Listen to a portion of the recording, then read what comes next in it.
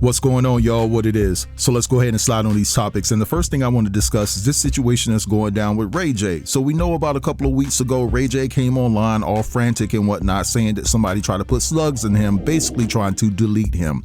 Now he's coming out with this claim saying that somebody done something to his truck and that people are still after him. Now, me personally, I don't think no one is after him, to be honest. That's just my personal opinion. I think that he's trying to make people think that there's people after him, basically for more protection, more eyes on me in the situation if something were to happen to me. Do you get where I'm coming from? Because sometimes people stage things after they done inserted themselves in some BS, and then once they inserted themselves in that BS, they fear the repercussions. So what do? They go to cry, oh my God, look, guess what happened after I said this about so-and-so or whatever. They're trying to get me, oh man, I'm under attack. So that kind of limits people who probably initially are thinking about coming after Ray J after he's been talking about this Diddy situation, after he's talked about Jay-Z and Beyonce, even though it was in a coded language, so to speak, to probably think twice before they come after him because the authorities are already on notice. Now, what I will say about Ray J is the fact that his former boss, Wack 100, they have two things in common. They both seem to insert themselves in business that don't even pertain to them, right? And so when you look at the Wack 100, I talked about him yesterday, inserting himself in the YSL trial. And then you have Ray J talking and trying to tell everybody else's business except what the hell he did to Whitney Houston, allegedly. But with that said, I want you guys to check out this video and then I'll be back. Want to do to me? I got car seats inside, for real. That's what it's come to. You know what I'm saying? For what I'm trying to do. And you know I know. Like, I know. Like, okay. All right.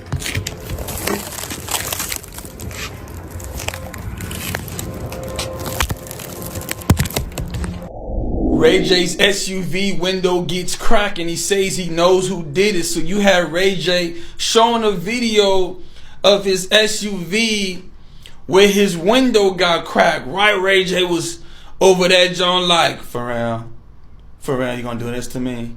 You gonna do this to me? I know you did it. I know you did it. So it looks like Ray J knows who did it. Who did it, Ray J? I know Pastor ain't do it. I know Pastor Jamal Bryant ain't do it. You saying Pastor did it? Y'all remember Ray J was just beefing with Pastor or whatever, claiming Pastor had goons. They came in the name of the Lord, running up on Ray J. He's claiming they don't let off on him or whatever like that. Pause. But now you got Ray J, you know, saying he knows who cracked his window. You know what I'm saying? You know it was probably one of these joints if he's saying he knows. You know what I'm saying? I mean, who be doing that, right? It will be a joint you was messing with who feels like you did her dirty. I don't know, Ray J. All right, so you guys just saw and heard all of that. Listen, I just think that Ray J is all cap when it comes to this. I'm just keeping it real. I don't feel like he's being sincere. I don't feel like he's being truthful. Like I said, he's now fearing for his life. He's basically in panic mode because he know he done stepped in some ish. And now what he's doing is trying to create this narrative again that, hey, somebody's trying to get me, right? So if you're going to try to get me and you haven't tried yet, maybe it's a bad idea because I've already set the stage that people are after me. So I'm being watched and I'm being protected in that regard.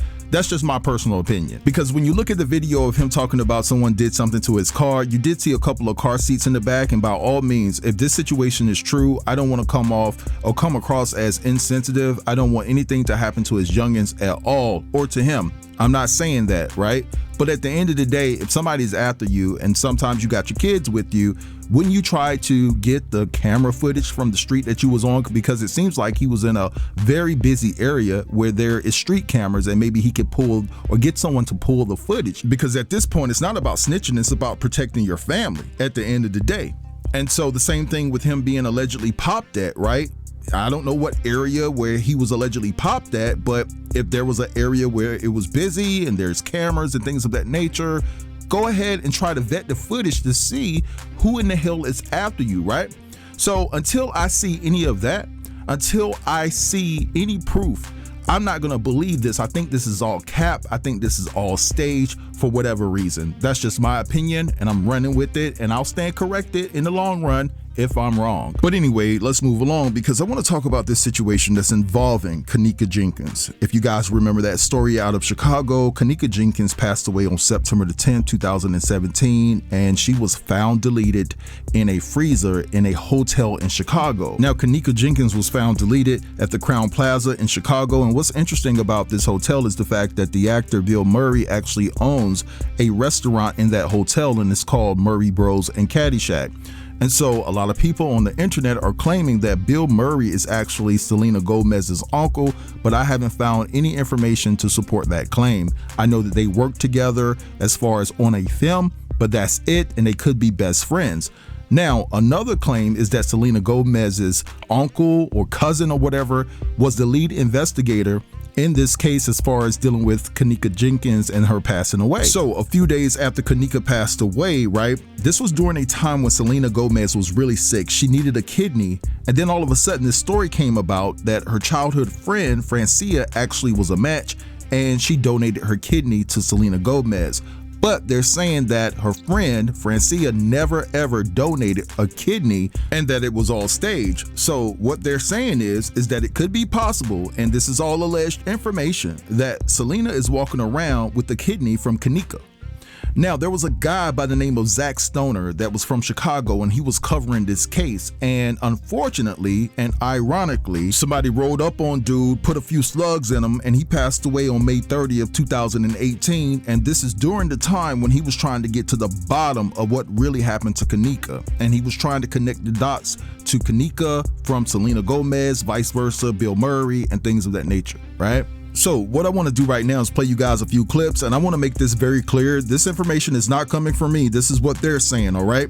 All right, so this is what they're saying about this whole particular situation. So I want you guys to check out these clips, and I'll be back. Selena needed a kidney, and Kenneka was her match. Selena's family is on the Chicago police force. This is why her case can't be solved.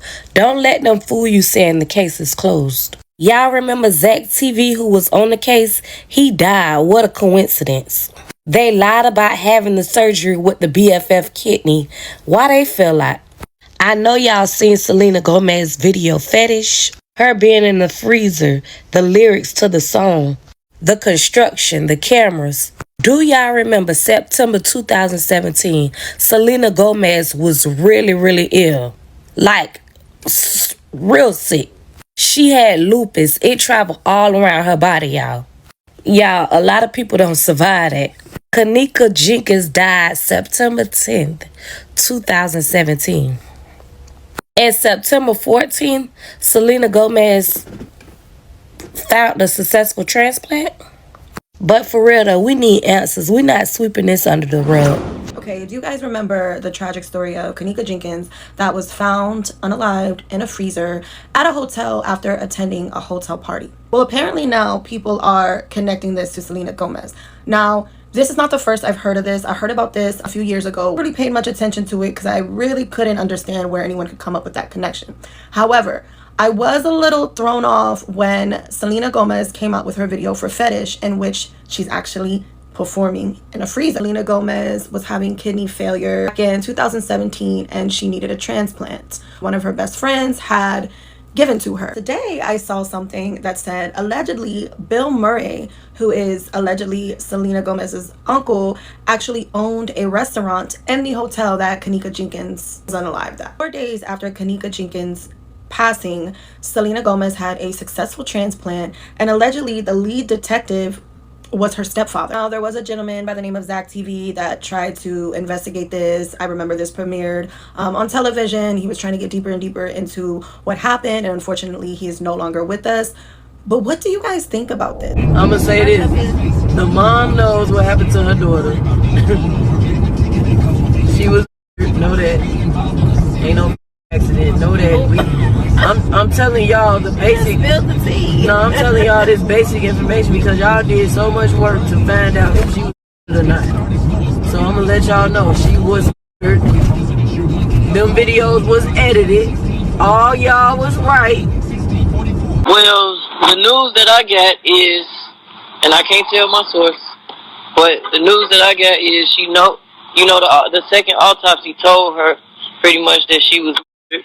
and the press release from the police department explained how they recreated the scene.